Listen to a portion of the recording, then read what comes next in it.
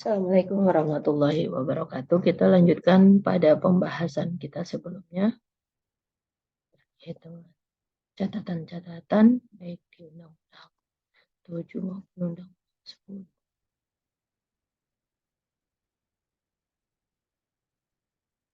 Kemarin pembahasan kita terkait dengan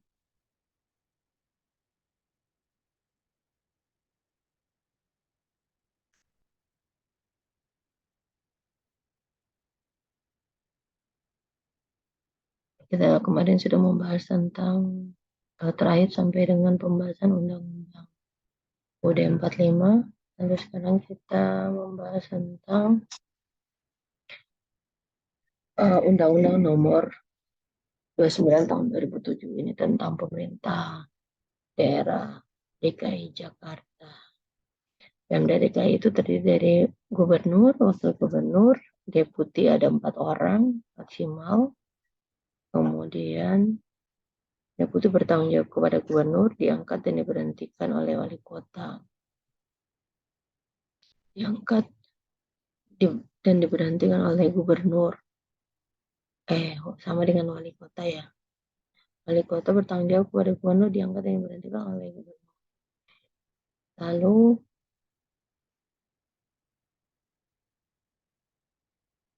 Dewan Kota. Dewan Kota itu atau Dewan Kabupaten adalah lembaga musyawarah. Lembaga musyawarah kelurahan di pasal 12 adalah ya. Kemudian pasal 12 yaitu pasal 12 yang ayat 4 yaitu anggota DPRD provinsi sebanyak 125% inilah menyebabkan DKI Jakarta anggota DPRD provinsinya jumlahnya berbeda dari skema yang sudah dijelaskan kemarin. Jadi berjumlah 106. Pasal 14 deputi sama dengan berjumlah 4 orang. Kemudian Sekda adalah PNS diangkat dan diberhentikan oleh PNS atas usul Sekda PNS diangkat dan diberhentikan oleh Presiden atas usul gubernur, bertanggung jawab kepada gubernur dan merupakan pembina PNS. Sekretaris DPRD adalah PNS diangkat dan diberhentikan oleh gubernur. Kemudian secara operasional bertanggung jawab pada pimpinan DPRD. Secara administrasi bertanggung jawab kepada gubernur melalui Sekda. 17. Kepala Dinas PNS diangkat dan diberhentikan oleh gubernur, bertanggung jawab pada gubernur melalui Sekda. Dan 18. Kepala Lembaga Teknis diangkat dan diberhentikan oleh gubernur, yaitu ada PNS. Wali kota, bupati yang diangkat dan diberhentikan oleh gubernur atas pertimbangan DPRD provinsi bertanggung jawab pada gubernur. Wakil wali kota, bupati adalah PNS diangkat dan diberhentikan oleh gubernur bertanggung jawab pada wali kota atau bupati. Lanjut, sekretaris kota adalah PNS diangkat dan diberhentikan oleh gubernur atas usul wali kota. Kepala suku dinas diangkat dan diberhentikan oleh gubernur atas usul kadis atas pertimbangan wali kota. Sekretaris kota bertanggung jawab kepada wali kota. Camat, wakil camat adalah PNS diangkat dan diberhentikan oleh gubernur atas usul wali kota. Camat bertanggung jawab pada wali kota melalui sekretaris kota. Wakil camat bertanggung jawab pada camat. Sekcam diangkat dan diberhentikan oleh gubernur atas usul wali kota bertanggung jawab kepada camat. 22. Lurah PNS. Kepala lurah PNS diangkat dan diberhentikan oleh wali kota, delegasi wewenang gubernur. Jadi hanya lurah saja ya, kelurahan. Hanya lurah saja yang diangkat dan diberhentikan oleh wali kota. Selain itu di semua oleh gubernur. Bertanggung jawab kepada wali kota melalui camat, wakil lurah bertanggung jawab kepada lurah. Sekretaris kelurahan atau sekal adalah PNS diangkat dan diberhentikan oleh wali kota bertanggung jawab kepada lurah.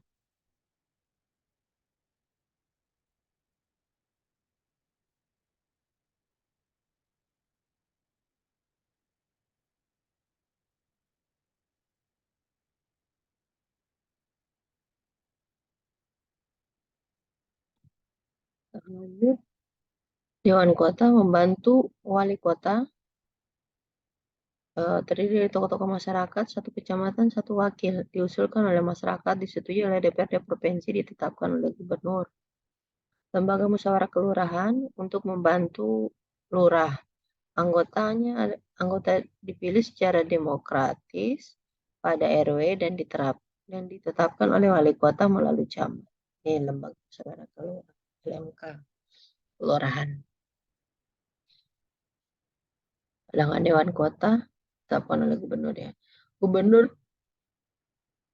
memiliki hak protokoler didampingi oleh gubernur memiliki hak protokoler mendampingi presiden dalam acara kenegaraan.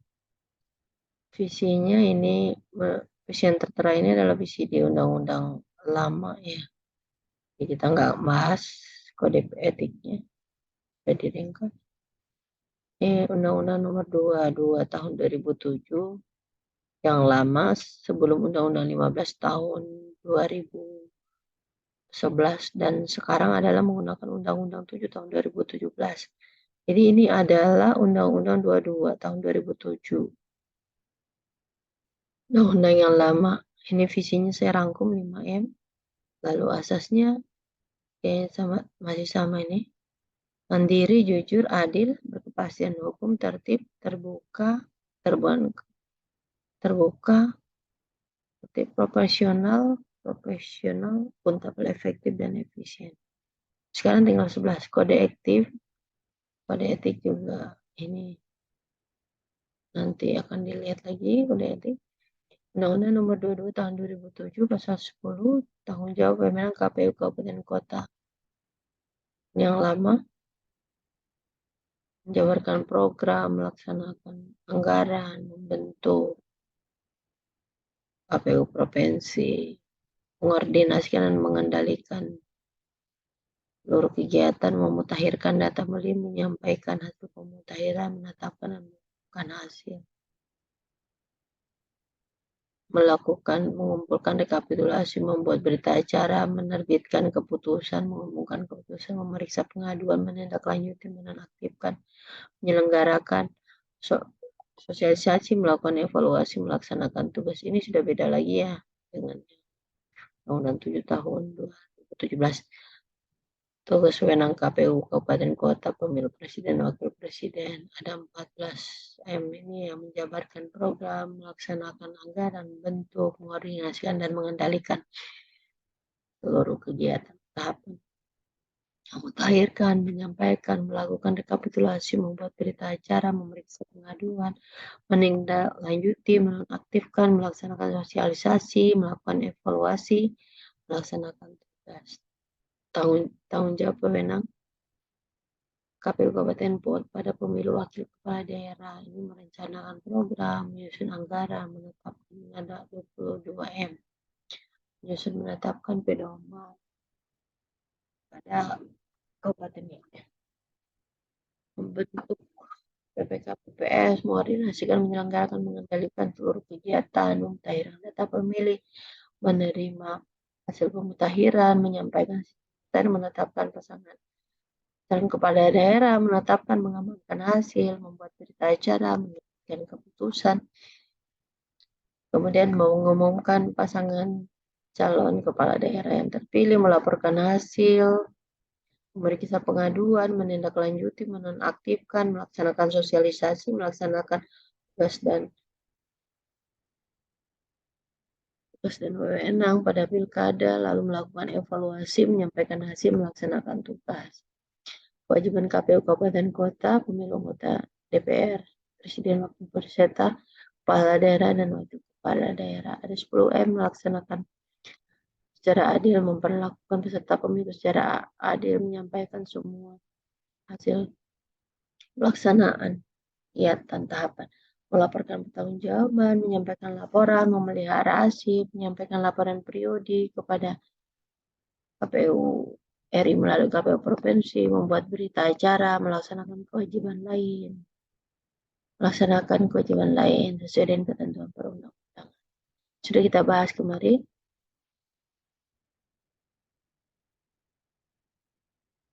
Nah, ini adalah pembukaan Undang-Undang Dasar 1945, yaitu BDAK. Depannya adalah bahwa sesungguhnya Tuhan itu ialah segala bangsa, dan oleh sebab itu maka sampai pada saat yang berbahagia dan dengan selamat sentosa mengantarkan hal ini dan perjuangan pergerakan kemerdekaan Indonesia telah sampailah kepada pintu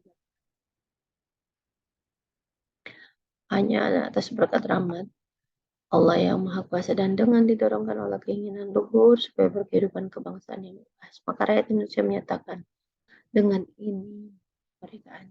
Kemudian daripada itu untuk membentuk satu pemerintah Indonesia merdeka dan segala bangsa Indonesia dan seluruh tumpah dari Indonesia untuk memajukan sejahtera umum, mencerdaskan kehidupan bangsa dan ikut mencerdaskan kehidupan bangsa. Maka rakyat Indonesia menyatakan dengan ini kemerdekaannya. Nah, ini pemilu terakhir.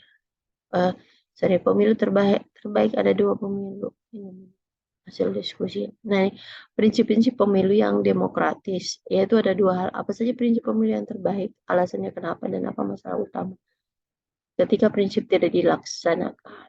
Nah, prinsip-prinsip pemilu demokratis ini harus dihafalkan, yaitu yang pertama adalah kontrol rakyat yang menjadi yang tertinggi. Yang kedua adalah kesetaraan rakyat, kesetaraan di antara warga dan penerapan kontrol rakyat tersebut. Kemudian yang ketiga adalah pemerintahan yang konstitusional, yaitu rakyat membatasi kekuasaan pemerintah melalui konstitusi. Jadi tidak boleh seenaknya sendiri. Yang keempat adalah kebebasan individu, yaitu demokrasi menempatkan kebebasan individu lebih penting daripada kebebasan kelompok atau komunitas ataupun negara. Ya, ada 4 hal prinsip-prinsip pemilu demokratis. Kemudian standar utama pemilu demokratis adalah yang satu, perwakilan atau lembaga perwakilan. Yang kedua adalah pemilu secara berkala, jadi 5 tahun sekali di Indonesia. Yang ketiga adalah partai politik berkompetisi secara bebas. Jadi tidak ada larangan dan sebagainya, Pak. Masing-masing partai politik bebas untuk berkompetisi. Yang ketiga adalah kebebasan beropini. Yang keempat adalah pemilih bebas dari informasi yang salah atau hoax. Yang kelima adalah pemungutan dan penghitungan suara, pemungutan suara itu bersifat rahasia, tumsura ya, pemungutan suara bersifat rahasia. Yang keenam adalah hasilnya cepat. Yang ketujuh adalah sistem yang mudah. Yang ke-8 adalah satu orang memiliki satu suara, satu nilai yang sama. Yang ke-9, ini kepotong 9-nya. 10-nya adalah pemungutan suara wajib sukarela atau partisipasi. Pemungutan suaranya bisa wajib, bisa sukarela atau partisipasi. Yang ke-11 adalah memilih itu tidak ada diskriminasi. Yang ke-12 adalah penyelenggara itu tidak berpihak dan bersifat mandiri. Yang sudah terjadi di Indonesia ini, penyelenggaranya adalah bersifat mandiri. Undang-Undang 7 tahun 2017 ini merupakan kodifikasi terhadap Undang-Undang 42 tahun 2008 tentang Pilpres, lalu kodifikasi tentang Undang-Undang 15 tahun 2011 tentang penyelenggara pemilu, dan Undang-Undang 8 tahun 2012 tentang Pileg.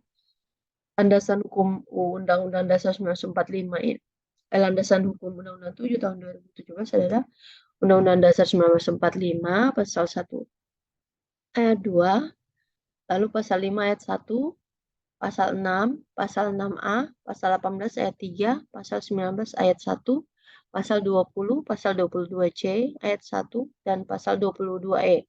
Jadi landasan hukum untuk Undang-Undang 7 tahun 2017 ini adalah 1, 2, 3, 4, 5, 6, 7, 8, 9. Ada 9 landasan hukum di pasal-pasal UUD 1945. Oke, pasal Undang-Undang 7 tahun 2017 tujuannya ya adalah memperkuat sistem ketatanegaraan yang demokratis, yang kedua mewujudkan pemilu yang adil dan berintegritas, yang ketiga menjamin konsistensi pengaturan sistem pemilu, 4 memberikan kepastian hukum, dan mencegah duplikasi dalam pengaturan pemilu. Yang kelima, mewujudkan pemilu yang efektif dan efisien. Kemudian undang-undang penjelasan program. Oh, ini adalah kita lewatinnya. Pemilu yang demokratis, sebagaimana prinsip-prinsip demokrasi tadi kita sudah bahas. Demokrasi, keluarga punya kuasa, dibeli oleh oligarki, punya kekuasaan, pemilu yang sangat mahal. Standar utama pemilu demokratis masuk di mana? Oke, ini tentang tadi Undang-Undang 15, Undang-Undang, oh ya, ini tentang pilkada ya. Pilkada ini adalah sudah 3 kali perubahan, yaitu Undang-Undang 1 tahun 2015 tentang penetapan Perpu, lalu Undang-Undang 8 tahun 2015 ini perubahan pertama, lalu Undang-Undang 10 tahun 2016 adalah perubahan kedua, Undang-Undang 6 tahun 2020 adalah perubahan ketiga, itu Perpu. Jadi perubahan ketiga. Oke, selanjutnya adalah ingat untuk kodifikasi Undang-Undang 7 tahun 2017 bersumber dari Undang-Undang 2 tahun 2008 tadi tentang Pilpres, dan Undang-Undang 8 tahun 2012 tentang Pileg, dan Undang-Undang 15 tahun 2011 tentang penyelenggara pemilu. Ini adalah pencalonan perseorangan yang sudah kita bahas kemarin, ya, baik untuk DP perseorangan, dukungannya adalah jika untuk kabupaten kota ya, jika sampai dengan 250.000 10%, untuk PHP-nya 2%, bupati 250.000 sampai 500.000 8,5%, PHP-nya 1,5%, kemudian 500.000 sampai 1 juta 7,5%, dan PHP-nya 1%. Di atas 1 juta 6,5%, dan 0,5% untuk PHP-nya. Sedangkan untuk jumlah kursi DPRD Kabupaten Kota 20 sampai 55 kursi, sampai dengan ada 8 skema, yaitu sampai dengan 100.000 20 kursi, 100 sampai 225, 200 sampai 330, 300 sampai 435, 400 sampai 540, 500 sampai 1 juta 45, 1 juta sampai 3 juta 50, dan di atas 3 juta 55 kursi. Ada 8 skema untuk penentuan DPRD Kabupaten Kota. Untuk pencalonan perseorangan pada wali kota, bupati, itu tersebar di 50% kecamatan sebaran dukungannya. Lalu untuk provinsi, gubernur untuk pencalonan perseorangan sampai dengan 2 juta itu 10%. Ini sama skemanya ada 4 ya. Sampai dengan 2 juta 10%, PHP-nya 2%. 2 juta sampai 6 juta 8,5%, PHP-nya 1,5%. Lalu 6 juta sampai 12 juta ada 7,5%, PHP-nya adalah 1%. Di atas 12 juta 6,5%, PHP-nya 0,5%. Ini tersebar di 50% kabupaten kota. Sedangkan untuk perseorangan DPD, Dewan Perwakilan Daerah, ini ada 5 skema, beda dengan pencalonan ya. Pencalonan perseorangan untuk pilkada itu ada 4 skema, ya, meskipun ada tersebarnya ya. Tapi untuk DPD ada 5 skema jumlah, yaitu sampai dengan 1 juta 1.000, 1 sampai 5 juta 2.000, 5 sampai 10 juta 3.000, 10 sampai 15 juta 4.000, di atas 15 juta 5.000.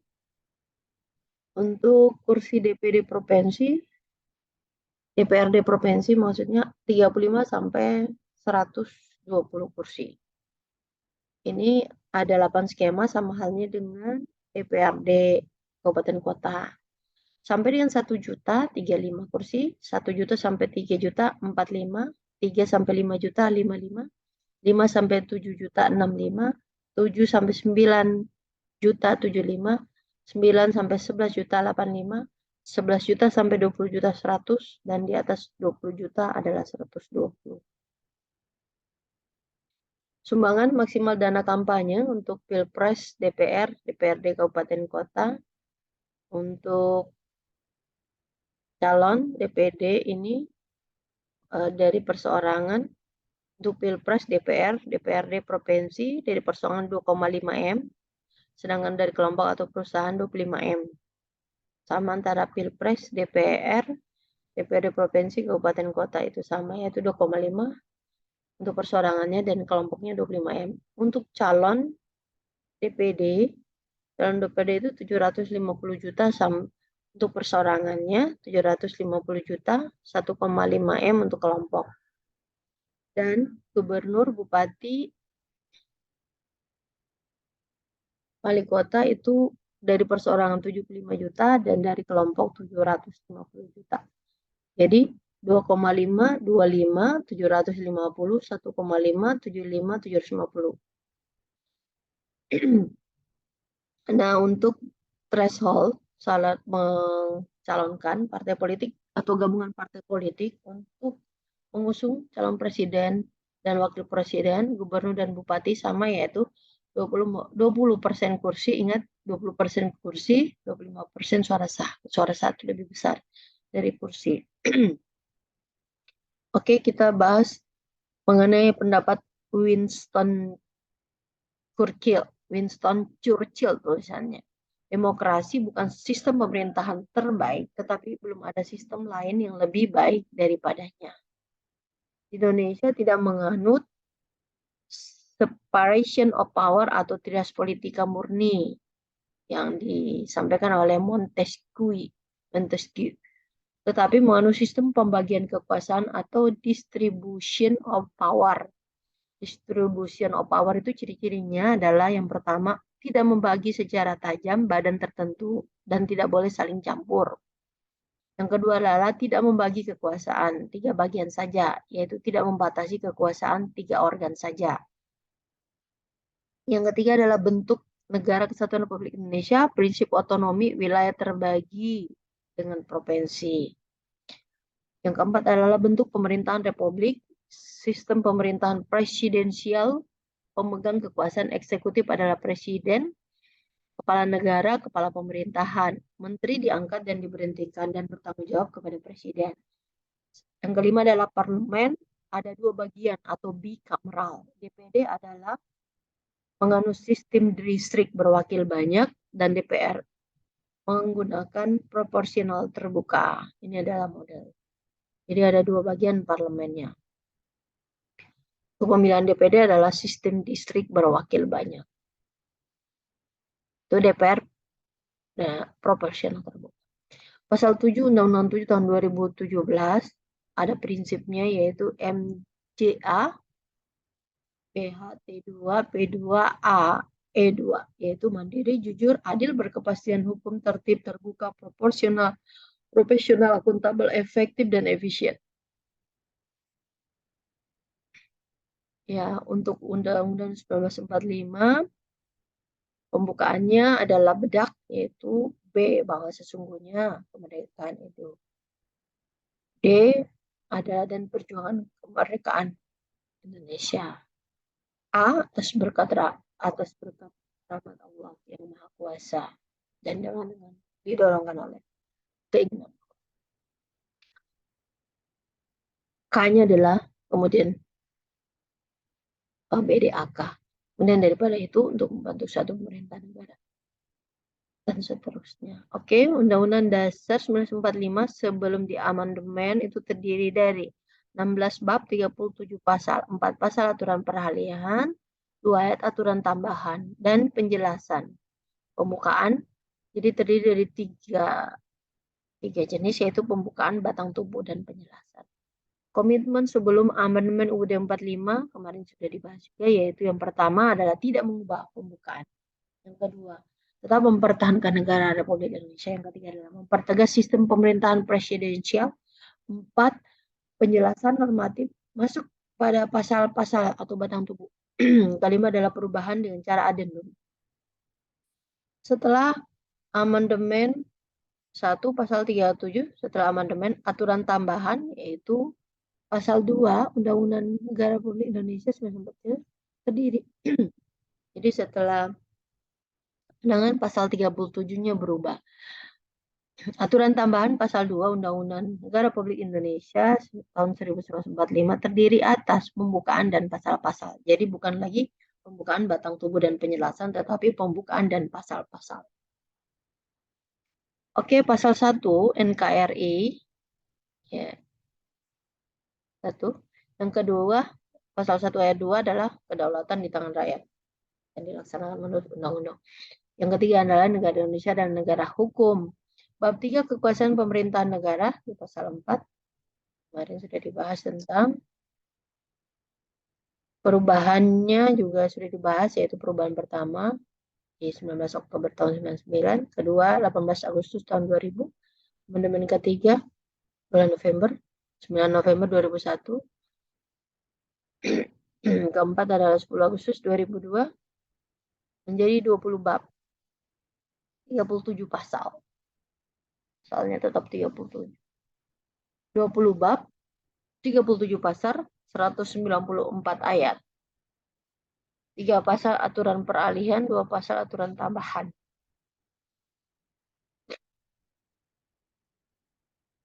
Jadi pasal 37-nya aturan tambahan.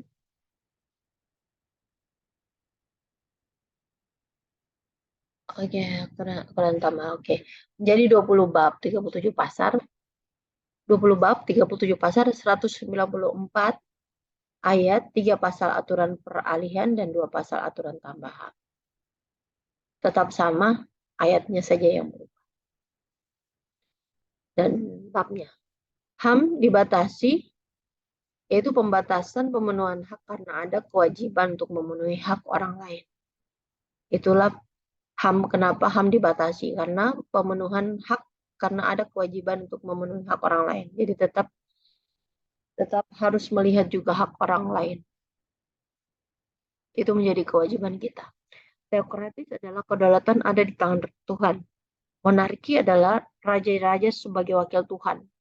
Demokrasi adalah rakyat yang berdaulat mengandalkan mayoritas. Demokrasi harus diimbangi dengan nomokrasi, yaitu hukum atau kedaulatan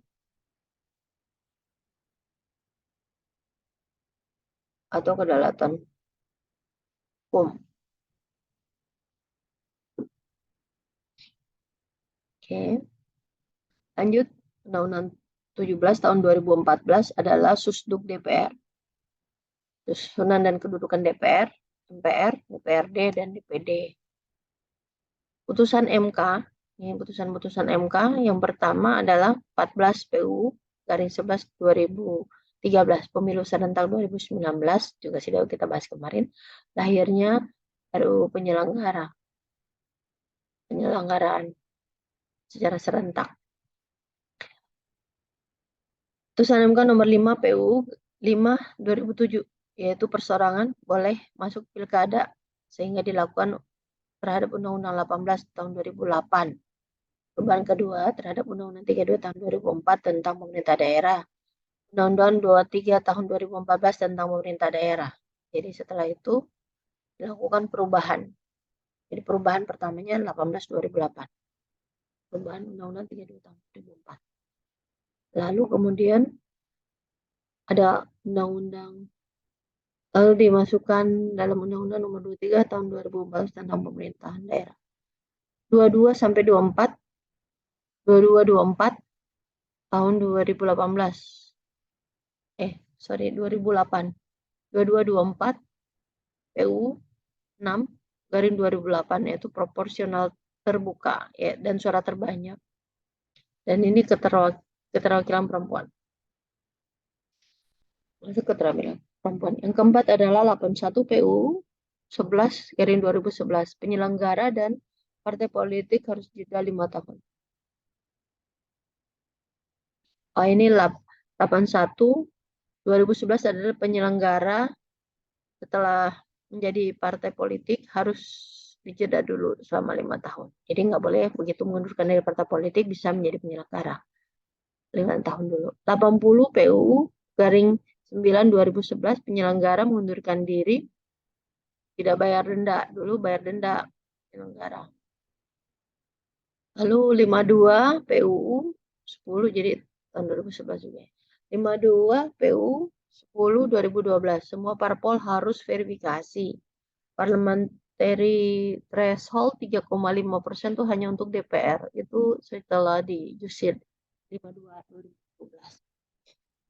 Kemudian 54 PUU 14 garing 2016 nama-nama dukungan calon perseorangan bukan pada DPT tapi pada penduduk yang mewakili hak pilih.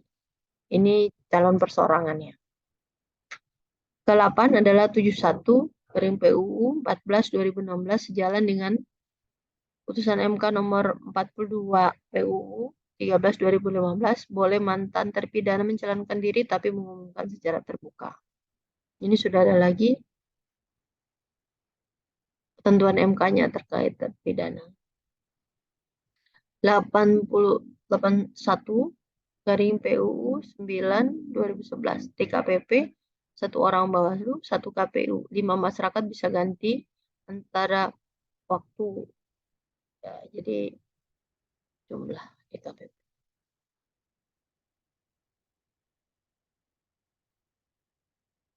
Jadi ada dari unsur KPU dan unsur Bawaslu. Lalu 31 PUU 16 2018 PPK ini baru ya dari Undang-Undang 7 tahun 2017 PPK-nya dari 3 menjadi 5 demikian pula KPU Kabupaten Kota dari 3 menjadi 5. Kemudian ada 48 garing PUU garing 2009 garing 48 PUU 17 garing 2019 Panwaslu Undang-Undang 10 tahun 2016 menjadi Bawaslu menurut Undang-Undang 7 tahun 2017. Jadi putusan MK nomor 48 2009 ini menyebabkan aturan tentang penyelenggara pemilu yang ada di Undang-Undang 10 tahun 2016 itu yang diberlakukan adalah Undang-Undang 7 tahun 2017. Lalu 55 PUU garing PU garing 17 2019 adalah rezim pemilu, desain pemilu dalam pertimbangan 6 pilihan dan verifikasi administrasi partai politik yang lulus parliamentary threshold. Jadi 55 2019 ini partai politik yang telah lulus parliamentary threshold hanya dilakukan verifikasi administrasi saja, tidak dilakukan verifikasi faktual. Kemudian 53 garing PUU 11 2017 parpol wajib verifikasi itu tahun 2017 verifikasi administrasi. Tapi di tahun 2019 yang lulus parliamentary threshold hanya dilakukan verifikasi administrasi. Jumlah daerah otonom 538 daerah sebelum adanya DOB yang baru ya. 2022 ini. Terus lanjut ada 55 PUU garing 18 2020. Verifikasi untuk parpol lulus PT 4% hanya Fermin, tidak diperpak lagi. Yang 9 partai politik di parlemen yang lulus tahun 2019. Jadi ini adalah putusan 2020 sementara 2017 itu wajib verifikasi semua di 53 tahun 2017 parpol wajib verifikasi semua tapi di 55 tahun 2020 itu hanya verifikasi untuk parpol lulus PT 4% hanya Fermin saja tidak lakukan verifikasi faktual. Lanjut 87 PUU 20 garing 2022 pasal 210 ayat 1 Undang-Undang 7 tahun 2017 huruf G boleh jadi caleg setelah 5 tahun selesai menjalani putusan untuk terpidana ya.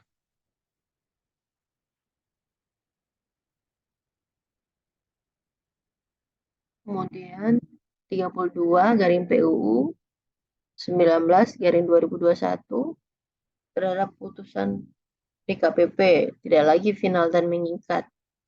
Nih, jadi 32 2021 putusan DKPP yang tidak lagi mengikat.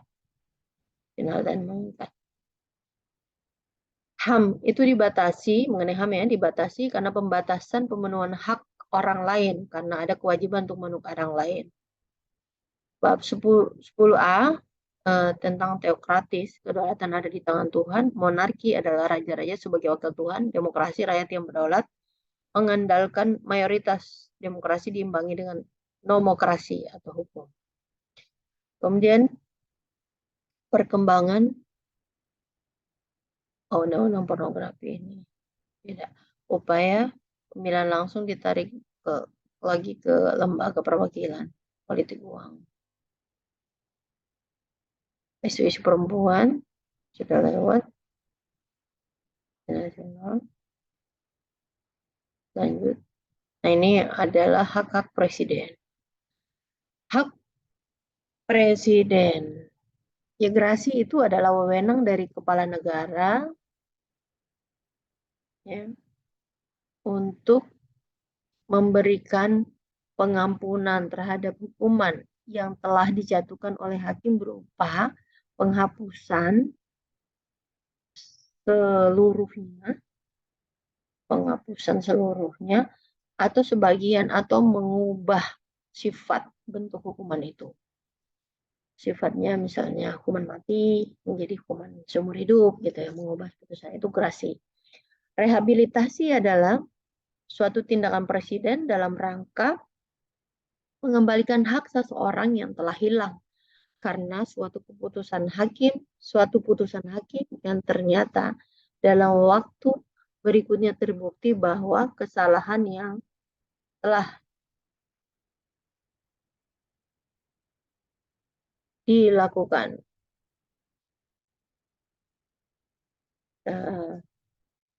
terbukti bahwa kesalahan yang telah dilakukan tidak dapat dibuktikan. Dalam rangka mengembalikan hak seseorang. Oke. Ini karena suatu keputusan hakim yang ternyata dalam waktu berikutnya terbukti bahwa kesalahan yang telah dilakukan. Maksudnya ini mau rehabilitasi nama seseorang karena ada putusan hakim. Amnesti adalah suatu pernyataan terhadap orang banyak yang terlibat dalam suatu tindak pidana untuk meniadakan suatu akibat hukum pidana yang timbul dari tindak pidana tersebut. Sebuah tindakan hukum yang mengembalikan status tak bersalah kepada orang yang sudah dinyatakan bersalah secara hukum sebelumnya. Jadi sama aja ini amnesti dan kalau rehabilitasi mengembalikan nama baik. Amnesti adalah kepada orang yang sudah dinyatakan bersalah. Abolisi adalah amnesti yang ditujukan kepada orang banyak. Amnesti ini adalah ditujukan kepada orang banyak. Jadi satu kelompok ya yang dinyatakan bersalah kemudian dikembalikan. Abolisi adalah penghapusan atau pembasmian upaya presiden dalam proses pemeriksaan dan penuntutan kepada seorang tersangka karena dianggap pemeriksaan dan penuntutan tersebut dapat mengganggu stabilitas pemerintahan. Jadi ini bisa dilakukan oleh presiden sebagai haknya. Hak DPR adalah legislasi, anggaran, dan pengawasan. Fungsi legislasi, fungsi anggaran, pengawasan. Hak DPR adalah hak interpelasi, hak angket, hak menyatakan pendapat, hak mengajukan pertanyaan, menyampaikan usul dan pendapat, dan hak imunitas. Lanjut, pemilu di Indonesia. Pemilu di Indonesia untuk dapil tahun 99 menggunakan Undang-Undang Nomor 3 tahun 99 wilayah administratif provinsi kabupaten kota. Pembagian kursi 212 kursi per dapil, 48 partai politik, 21 partai dapat kursi, DPR RI waktu itu 462 kursi. Oh, ini dapilnya ya. 3-12 kursi untuk calonannya per dapil. Ada 48 partai politik.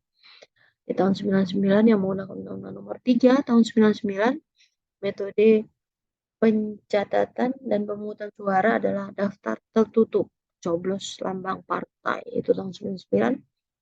Penentuan caleg terpilih adalah menggunakan nomor urut.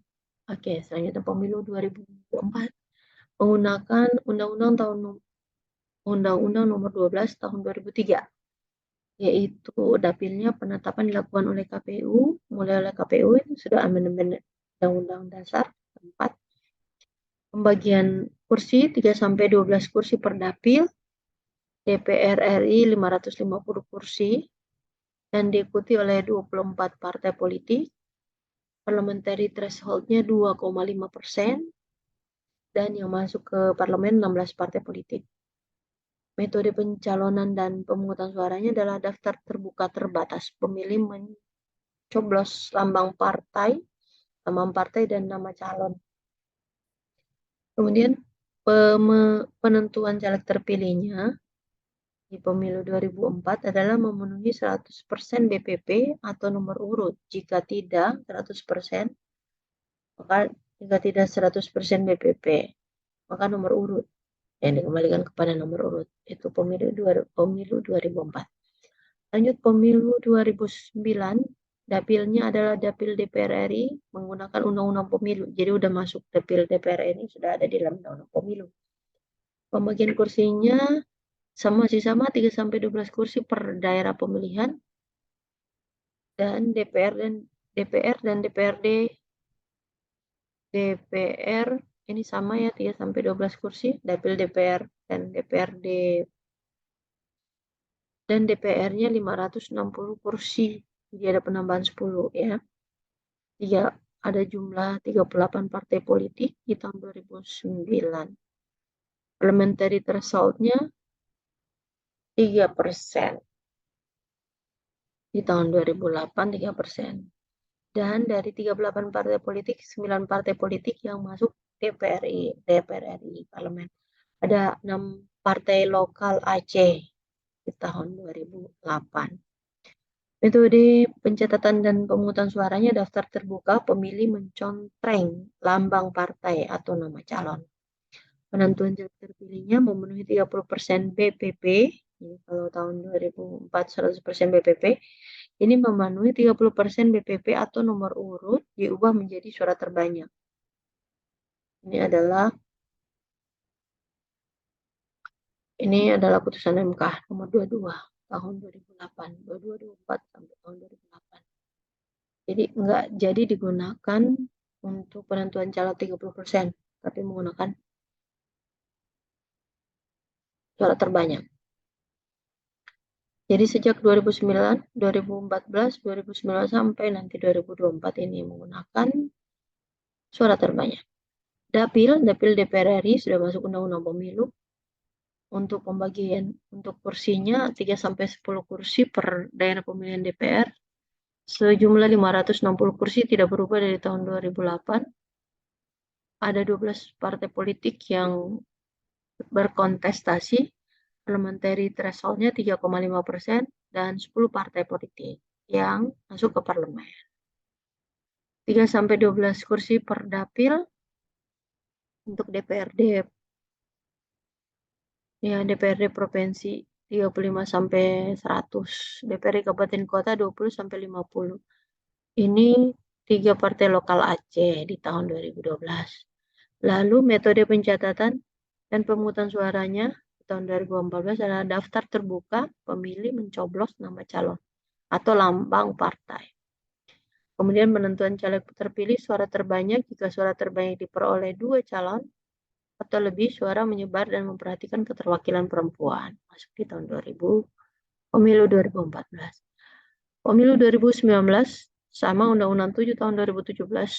Kalau di Undang-Undang Pemilu tahun 2024 nanti ada tambahan Perpu 1 tahun 2022.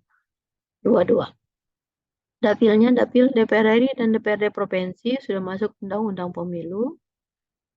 Kemudian 80 daerah pemilihan DPR, 272 dapil provinsi. 3-10. Kemudian pembagian kursinya dapilnya 3-10 kursi per dapil DPR. Calonannya. 575 kursi. Nah, ini ada penambahan ya dari tahun 2000 pemilu 2014 tambah 15 kursi.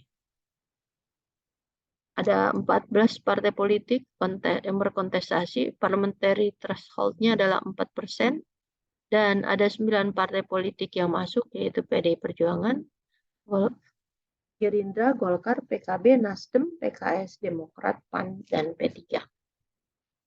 3-12 kursi per dapil DPRD, sama dengan pemilu 2014. DPRD provinsinya 35-120, DPRD kabupaten kotanya 20 sampai 55, kursinya 4 partai lokal Aceh. Jadi ada yang berkontestasi dalam 14 partai politik nasional dan 4 partai lokal Aceh. Terus metode pencatatan dan pemungutan suaranya adalah daftar terbuka pemilih mencoblos nama calon atau lambang partai. Sama penentuan caleg terpilih adalah suara terbanyak menggunakan Sandwich. Oke, untuk isu krusial dalam pembentukan dapil adalah besaran dapil. Telah terjadi perubahan jumlah dan sebaran penduduk sehingga alokasi kursi dan daerah pemilihan perlu disesuaikan dengan data jumlah penduduk mutakhir. Yang kedua adalah kriteria pembentukan dapil.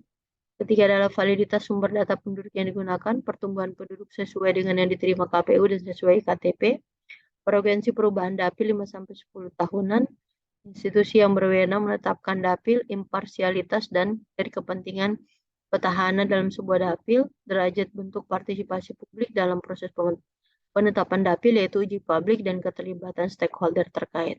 Semua orang harus dijamin hak politiknya dalam pemilu baik untuk memilih maupun dipilih. Pasal 21 Deklarasi Universal HAM tahun 1948. Kesalahan dalam pembentukan dapil dan alokasi kursi merupakan sebuah bentuk penyimpangan pemilu yang dikategorikan sebagai manipulasi terhadap kerangka hukum pemilu atau manipulation of legal framework. Penyimpangan ini biasa dilakukan sebelum pemilu diselenggarakan, pre-election manipulation. Kesalahan dalam pembentukan daerah pemilihan dan pengalokasian kursi juga akan melanggar prinsip parameter pemilu demokratis, yaitu prinsip kesetaraan antar warga negara. Lanjut, ini tentang Undang-Undang Partai Politik. Nah, di Undang-Undang Partai Politik adalah Undang-Undang Nomor 2 Tahun 2008 dan Undang-Undang Nomor 2 Tahun 2019. Undang-Undang Nomor 2 Tahun 2011. Partai Politik. Pasal 1. Parpol adalah organisasi yang bersifat nasional dan dibentuk oleh sekelompok warga negara secara sukarela atas dasar kesamaan kehendak, cita-cita untuk memperjuangkan dan membela kepentingan politik anggota masyarakat, bangsa, dan negara, serta memelihara negara kesatuan Republik Indonesia berdasarkan Pancasila dan Undang-Undang Dasar 1945. Ini berubah ya di Undang-Undang Nomor 2 Tahun 2011, Pasal 1 ayat 7, yaitu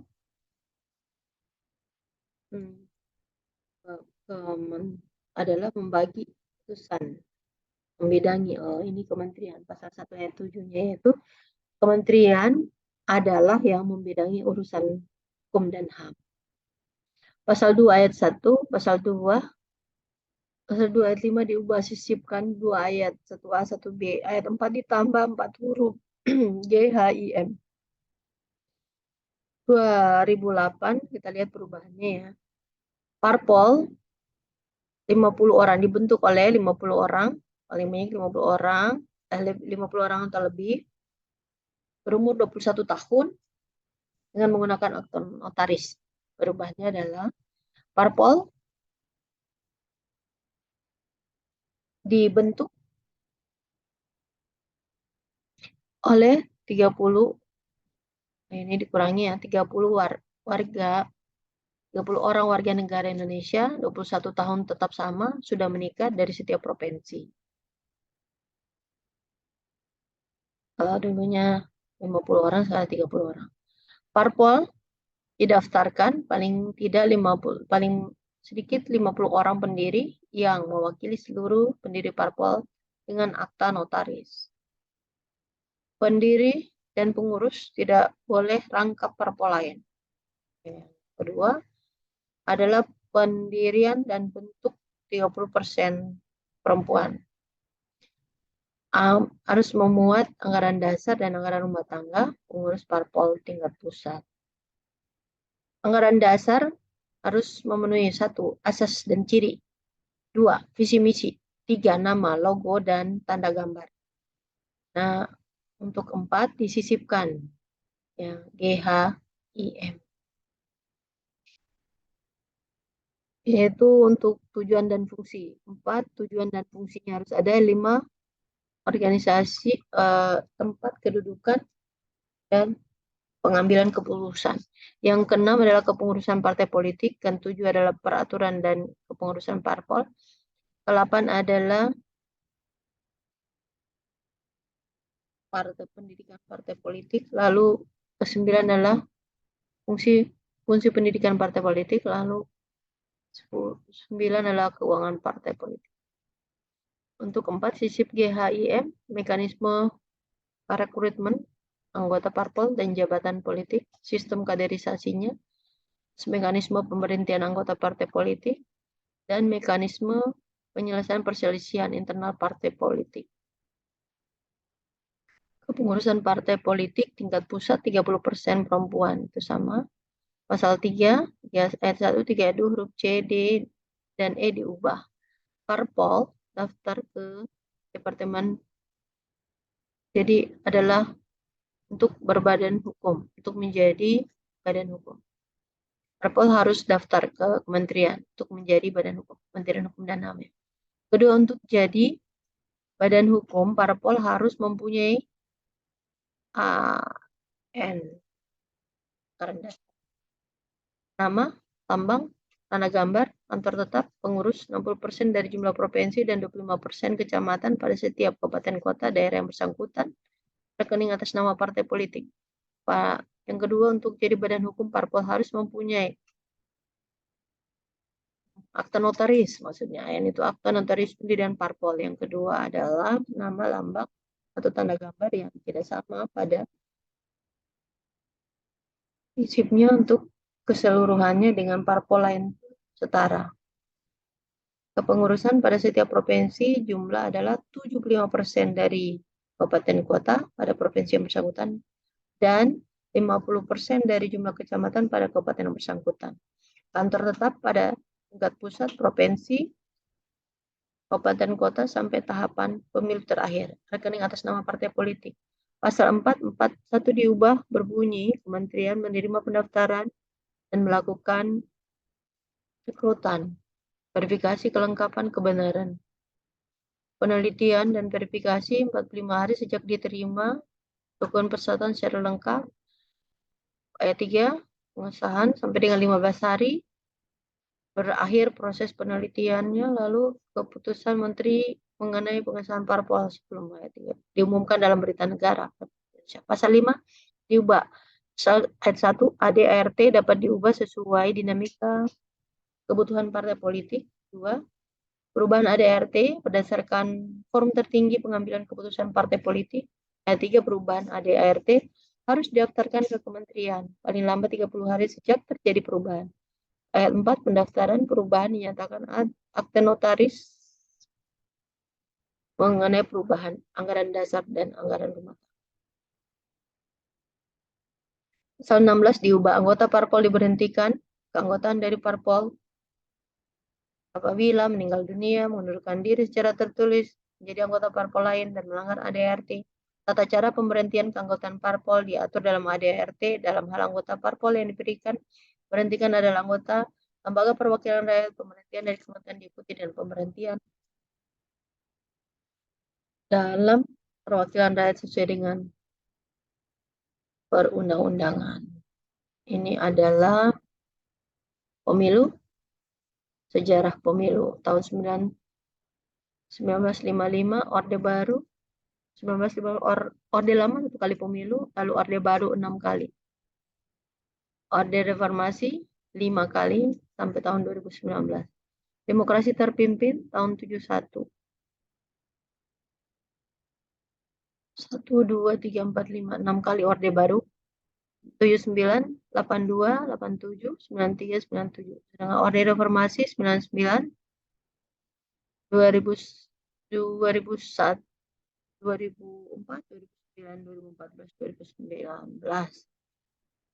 Pemilu Parlemen 29 September 1955 menggunakan Undang-Undang Dasar 1945 atau MPRS nomor 11 garing MPRS tahun 1966, Pemilu Konstituante 15 Desember tahun 55, kemudian Undang-Undang 3 tahun 99 untuk Orde Reformasi, Undang-Undang Dasar 1945 4 kali amandemen. Lalu menggunakan Undang-Undang 1945, 1949 untuk pemilu Undang-Undang Dasar 1950 pasal 57 untuk masa 4 tahun. Pemilu 1950. Ada 10 partai di tahun 71. Kemudian menggunakan Undang-Undang 27 tahun 48, terus DPR, PP tahun 1950. Penjabarannya adalah Undang-Undang 27 tahun 2019.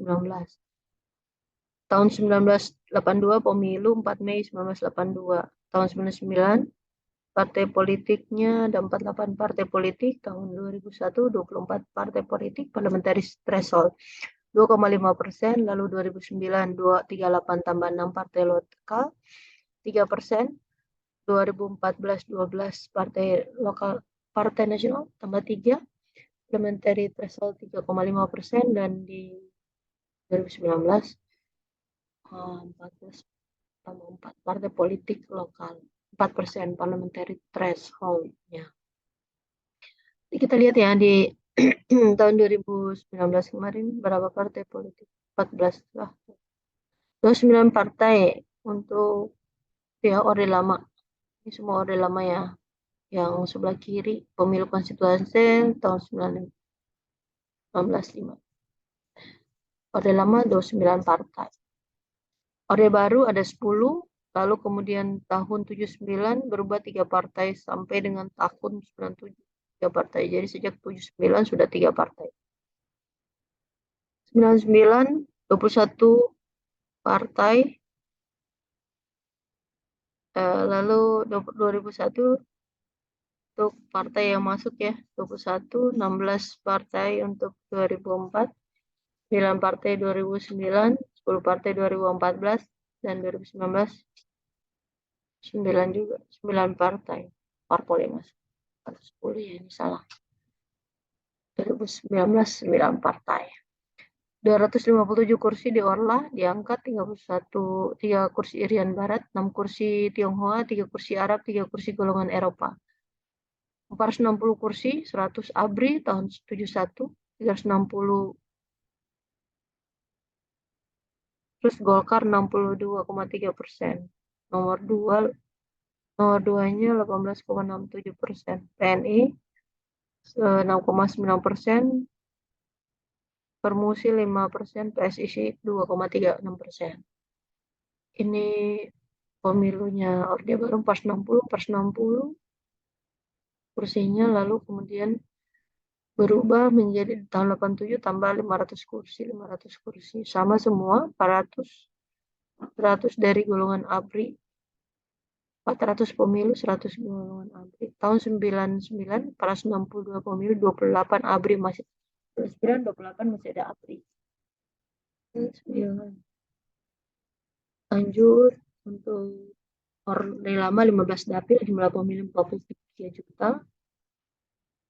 Orde Baru tahun pertama dipimpin oleh Lembaga Pemilihan Umum pelaksanaannya. Kalau di Orde Lama adalah PPI, itu 9,45% datang ke TPS, masa jabatan DPR 4 tahun, jumlah itu di Orde Lama itu 1 kursi 300.000 per orang. PPI, Panitia Pemilihan Indonesia di Orde Lama. Pemenangnya adalah di Orla ya, PNI 22,3%, Masyumi 20,9%, NU 18,4%, PKI 16,4% pemenang. Ini adalah tugas wewenang pasal 97 untuk Bawaslu Provinsi. Undang-Undang 7 yaitu cegah, awasi, tindak. Tugasnya adalah cegah dan tindak, CT. Pelpom ada pelanggaran pemilu, pelanggaran administrasi pemilu, DCPM. pelanggaran kode etik, dan tindak pelanggaran lainnya. Sengketa proses pemilu. Awasi tahapan pemilu. Tahap yaitu ATAP, yaitu verifikasi partai politik, pemutahiran data pemilih daftar pemilih sementara DPT, pencalonan, syarat dan tata cara DPD provinsi, penetapan calon DPD, calon anggota, pelaksanaan kampanye dan dana kampanye, pengadaan logistik dan distribusi tungra, pemungutan suara dan penghitungan suara, wilayah kerja, penghitungan suara, gerakan surat suara, BA, penghitungan suara dan sertifikat hasil penghitungan suara dari TPS sampai PPK, rekap dari semua kabupaten kota, melaksanakan tungra, pemungutan suara dan hitung suara pemilu lanjutan dan susulan, penetapan hasil pemilu anggota DPRD provinsi. Lalu cegah terjadinya politik uang, awasi netralitas semua pihak. SMP. Lalu cegah politik uang, awasi pelaksanaan keputusan keputusan yaitu putusan DKPP, putusan pengadilan terkait dengan pelanggaran dan sengketa proses pemilu, keputusan Bawaslu provinsi, Bawaslu kabupaten kota, keputusan KPU provinsi, KPU kabupaten kota, keputusan pejabat yang berwenang atas pelanggaran netralitas. Lanjut, mengelola, memelihara, retensi, merawat arsip, melakukan penyusutan berdasarkan jadwal retensi arsip, yaitu pejabat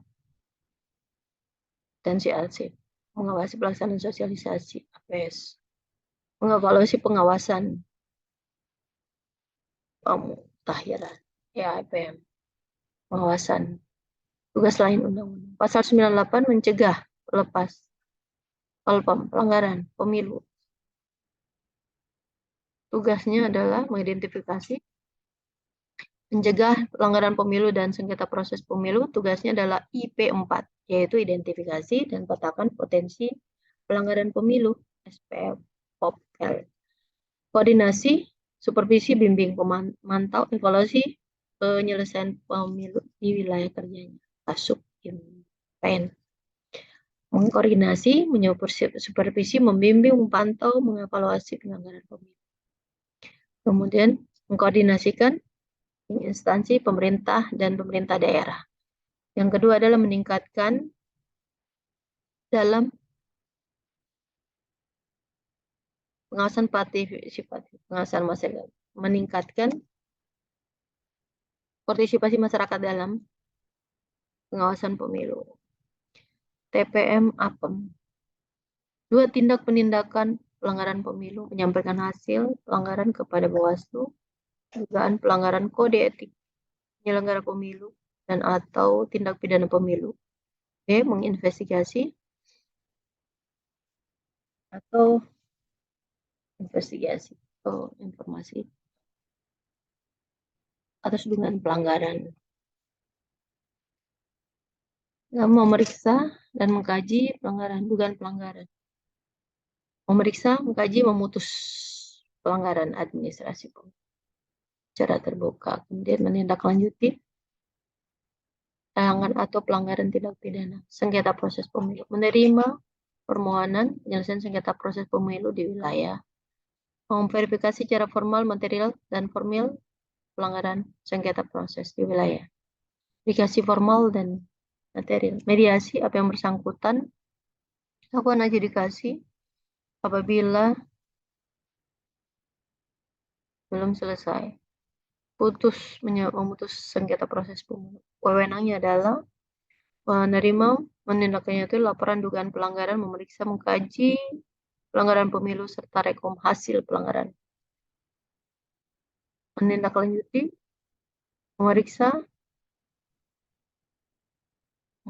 mengadjudikasi dan memutus penyelesaian sengketa proses.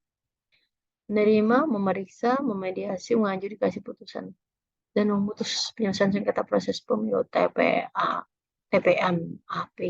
Rekom hasil penyelesaian pelanggaran netralitas kampanye, ambil alih sementara tugas wewenang Kewajiban Badan Bawaslu Kabupaten Kota setelah dapat pertimbangan Bawaslu apabila Bawaslu Kabupaten Kota